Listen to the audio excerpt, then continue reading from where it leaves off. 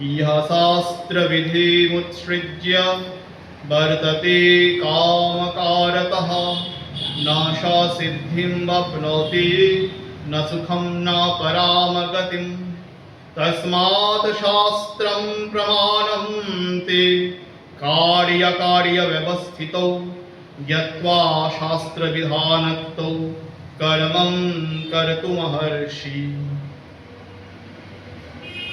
त्रिविधं नरकस्य द्वारं त्रिविधं नरकस्येदं द्वारं नाशनम् आत्मनः कामः क्रोधः तथा लोभः तस्मात् एतत्त्रयं त्यजेत् एतैर्विमुक्त्यः कौन्तेय तमोदारैस्त्रिभिर्नरः आचरत्यात्मनः श्रेयस्वत याति पराम गतिम्। আগের দিন আমরা অসুর স্বভাব সম্পন্ন ব্যক্তিবর্গের যে দোষাবলী ভগবান শ্রীকৃষ্ণ কর্তৃক আলোচিত হয়েছেন সে বিষয়ে আমরা শ্রবণ করেছি। ভগবান বলেছেন অসুরগণ অহংকার, বল, দর্প, কাম, ক্রোধ প্রভৃতি বিভিন্ন গুণের দ্বারা শোভিত।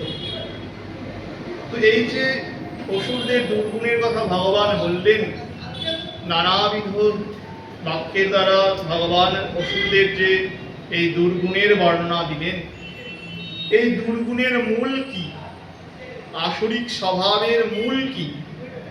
আসরিক স্বভাবের মূল বর্ণনা করতে গিয়ে ভগবান বলছেন তিনটি হলো আসরিক স্বভাবের মূল।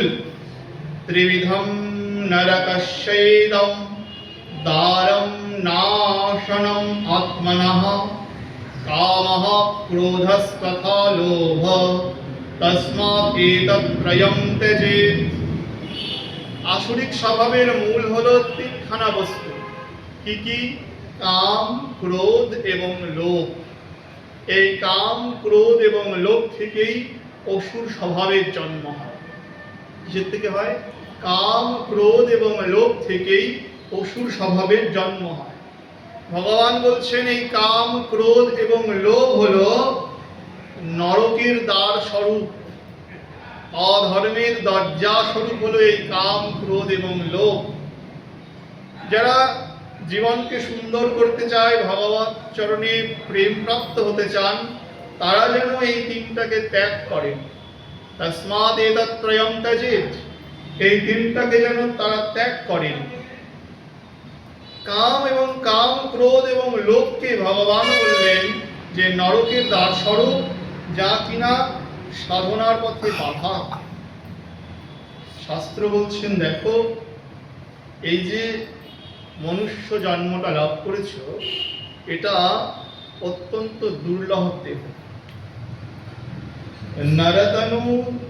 নরতনু সমনহি করণীয় দেহি জীব চরাচর যাচত দেহি। এই যে নরদেহ অর্থাৎ মনুষ্য দেহ, এই দেহটা সমান আর কোনো দেহ নেই। জগতের যত যত দেহ আছে সকলেই এই নরদেহ প্রাপ্তির জন্য প্রার্থনা করে। কিসের জন্য প্রার্থনা করে? এই মনুষ্য দেহ ধারণের জন্য প্রার্থনা করে। শুধু কি জগতের জীব, এমনকি যারা স্বর্গলোক অধিবাসী দেবতাগণ, তারাও পৃথিবীতে এই ভারতবর্ষে জন্মগ্রহণের জন্য সর্বদাই প্রার্থনা করে, যাতে এই ভারতবর্ষে জন্মগ্রহণ করে নরদেহ ধারণ করতে পারি, ভগবত ভজন করতে পারি। 84 লক্ষ জন্মের পর এই দেহটার লাভ হয়। পশু জন্ম থেকেই মনুষ্য জন্ম আসছে।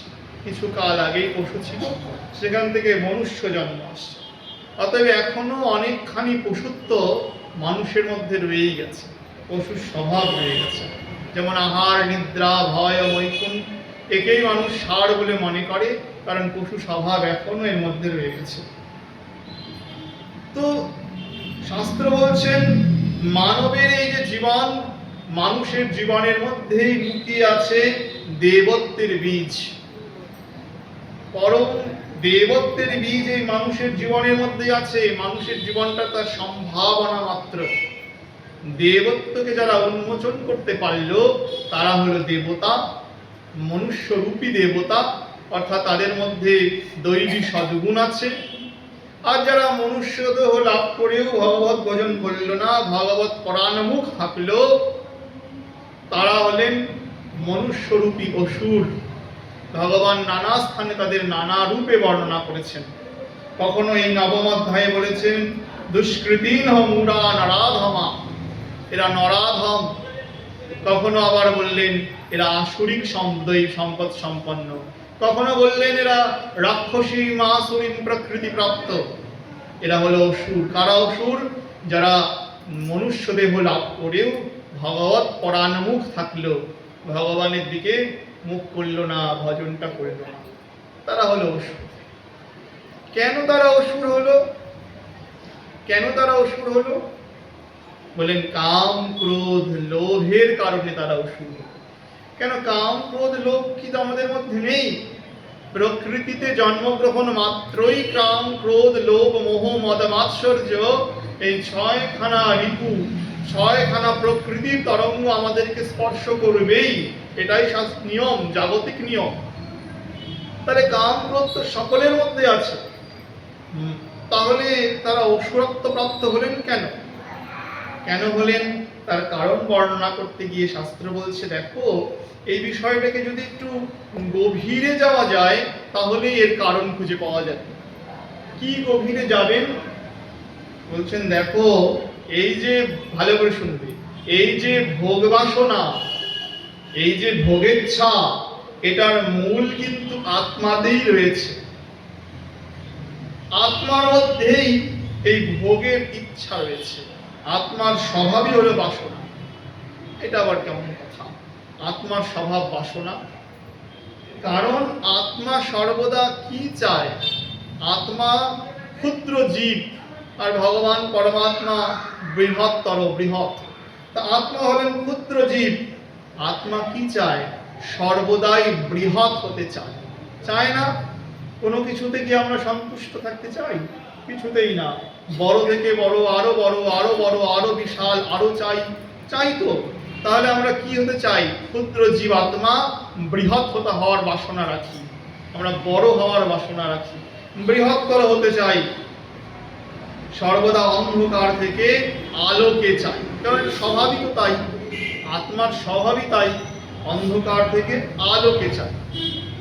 অপূর্ণতা থেকে কি চাই? পূর্ণত্বের দিকে এগোতে চাই। আত্মার এটাই স্বভাব, এটাই বাসনা, এটাই চিরন্তন স্বভাব। তো মজার বিষয় হলো, আত্মা যখন এই স্বভাবটা তুচ্ছ জাগতিক বস্তুর উপরে আরোপ করলো, তখন যখন তার বাসনাটাকে তুচ্ছ জাগতিক বস্তুর উপরে আরোপ করলো, তখন কি হয়ে গেল? তখন জাগতিক বস্তুর প্রতি আসক্তি হওয়ার কারণে প্রকৃতির তিনখানা গুণ, কাম ক্রোধ লোভ, এরা আত্মাকে আক্রমণ করল। যেহেতু সে জাগতিক বস্তুর প্রতি আসক্ত হয়েছে, তার আসক্ত হওয়া কোথায় উচিত ছিল? বৃহত্তর পরমেশ্বর। মুখটা ঘুরিয়ে দিয়েছে কোথায়? প্রকৃতির দিকে।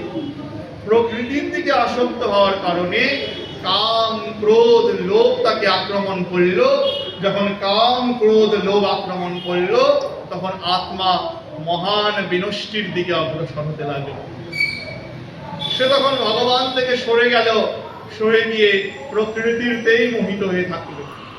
যখন সে প্রকৃতিতে মোহিত হয়ে থাকলো, তখন সে অন্ধকারের মধ্যে আবদ্ধ হয়ে থাকলো।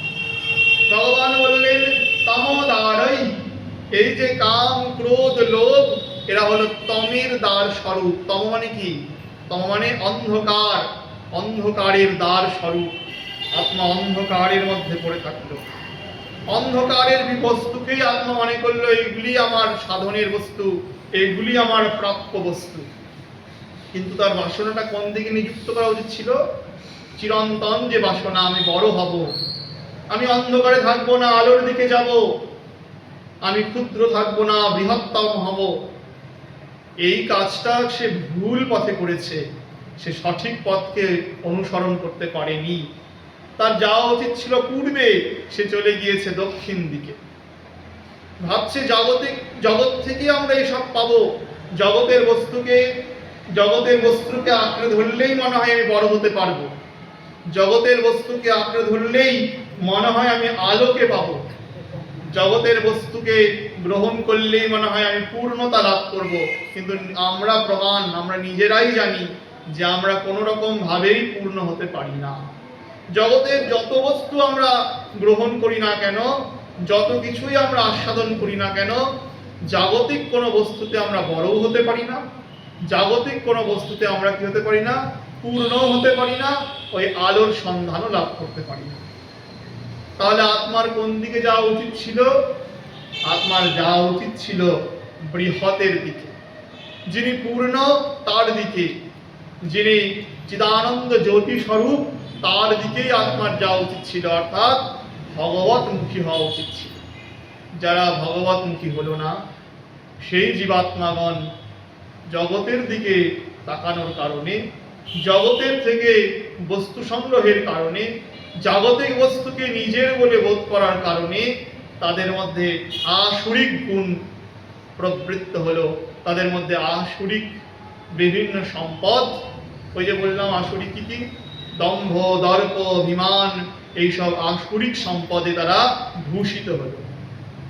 কিন্তু যারা এইসবে আবদ্ধ থাকলো না, কাম, ক্রোধ, লোভকে যারা পরাভূত করে, যারা ভগবত কৃপাতে ভগবত উন্মুখ হলো, তাদের কি হচ্ছে? ভগবান বললেন তারা জানতি পরাম গতিম। তারা কোন দিক প্রাপ্ত হচ্ছে? তারা পরম গতিকে লাভ করে, তারা আনন্দ স্বরূপ ভগবানকে লাভ করে। তাই ভগবান এই কাম, ক্রোধ, লোভকে দমন করার উপায় স্বরূপ বলছেন। কি বলছেন? এতৈ বিমুক্তঃ কৌন্তেয় তমোদারৈস্ত্রিভির্নরঃ আচরতে আত্মনঃ শ্রেয়স্তত ইয়ান্তি পরাম গতিম। যদি পরম গতি লাভ করতে হয়, যদি কাম, ক্রোধ, লোভাদিকে থেকে মুক্ত হতে হয়, তাহলে একটা কাজ তোমাদের করতে হবে। কি কাজ? তস্মাৎ শাস্ত্রং প্রমাণং তে কার্য ব্যবস্থিতৌ। বললেন শাস্ত্রের আশ্রয় গ্রহণ করতে হবে, কারণ কার্য অকার্য, কর্তব্য অকর্তব্য নির্ণয়ে আমাদের মানদণ্ড কে? আমাদের মানদণ্ড হলেন শাস্ত্র। কর্তব্য অকর্তব্য নির্ণয়ে শাস্ত্রই প্রমাণ স্বরূপ। শাস্ত্র বললেন কাম, ক্রোধ, লোভ এরা থাকবেই জগতে, মনুষ্য জীবনে এরা থাকবেই, এদেরকে কখনোই বিনষ্ট করা যায় না। তাহলে কি করতে হবে? এদেরকে কৃষ্ণ উন্মুখী করতে হবে। তাই আমাদের প্রেম ভক্তির মহারাজ শ্রী নরোত্তম দাস ঠাকুর মহাশয় বললেন এই কাম, ক্রোধ, লোভ নিয়ে এত চিন্তা কিসের? এদেরকে নিয়ে চিন্তা করতে নেই। কৃষ্ণ সেবা কামার্পণে, ক্রোধ ভক্ত দ্বেষী জনে, লোভ সাধু সঙ্গে হরি কথা। আর বাকিটুকু যাচ্ছি না, কারণ আমাদের আলোচ্য দিনটাই। কি করবে? কাম, ক্রোধ, লোভ তো অন্ধকারের দরজা, এরা নরকের দরজা। ভগবান বললেন এ নিয়ে বসে থাকলে ভগবত প্রাপ্তি হবে না, এখান থেকে উঠে আসতে হবে। কিন্তু উঠে আসবো কেমন করে? বললেন শাস্ত্র বাক্যকে গ্রহণ করতে হবে। তাহলে শাস্ত্র কি বলছেন? শাস্ত্র বলছেন কৃষ্ণ সেবা কামার্পণে, ক্রোধ ভক্ত দ্বেষী জনে, লোভ সাধু সঙ্গে হরি কথা। কাম, ক্রোধ, লোভের মুখটাকে ঘুরিয়ে দাও, এদেরকে দমন করতে পারবে, এদেরকে নিয়েই চলতে হবে। যতদিন ভগবত প্রাপ্তি না হয়, ভগবত প্রাপ্তি পর্যন্ত এরা সঙ্গে থাকবে। গীতাতেই ভগবান বললেন তদৃষ্টা পরম নিবর্তন্তে, তাকে দেখলে তারপর নিবৃত্ত হওয়া যায়। মানে ভগবত অনুভবের পর কাম, ক্রোধ, লোভাদি দূরীভূত হয়, তার আগে হয় না। তাহলে সাধক কি করবে? এগুলাকে নিয়ে চললেও তো হবে না। ভগবান বললেন এটা নরকের দরজা। তাহলে সাধককে কি করতে হবে? সাধক একটা বিশেষ পদ্ধতি অবলম্বন করেছে। আর এরা যখন থাকবেই তো ঘরেই থাক, কিন্তু এরা কৃষ্ণ সেবায় নিযুক্ত হোক। কৃষ্ণ সেবা কামার্পণ। ভগবত সেবায় কামকে নিযুক্ত করে। কেমন করে? কামকে কিভাবে নিযুক্ত করবে? বললেন কাম কাকে বলে? চরিতামৃত বলছেন আত্মেন্দ্রিয় প্রীতি ইচ্ছা তারে বলি কাম। কাম কাকে বলে? বললেন নিজের সুখের বিধান করাই কাম, নিজের সুখ বিধান করাটাই হলো কাম। আচ্ছা, কামটার মুখটা ঘুরিয়ে দিয়ে এবার কৃষ্ণ প্রীতার্থে, কৃষ্ণ সুখে সেটাকে নিযুক্ত করি। যদি কামনাটা নিজের প্রতি হয় তাহলে সেটাকে ঘুরিয়ে দিয়ে কৃষ্ণ সুখের কারণে আমার সমস্ত কামনাকে নিযুক্ত করি, তাহলে কি বললেন? সেটা প্রেমে রূপান্তরিত হবে। প্রেম কাকে বলে? কৃষ্ণেন্দ্রিয় প্রীতি ইচ্ছা ধরে প্রেম নাম। এই কাম যখন, কামের মুখ ঘুরিয়ে দিয়ে যখন কৃষ্ণ সেবায় নিযুক্ত করা হবে, তখন সেটা আর কাম থাকবে না, সেটা কিসে রূপান্তরিত হবে? প্রেমে রূপান্তরিত হবে, কারণ কৃষ্ণ সুখে সেটা নিযুক্ত হচ্ছে। তাই ঠাকুর মহাশয় বললেন কৃষ্ণ সেবা কামার্পণে। ক্রোধ ভক্ত দেশী জনে, ক্রোধকে কোথাও লাগানো যায় না, ক্রোধকে কোনো সেবাতেও নিযুক্ত করা যায় না।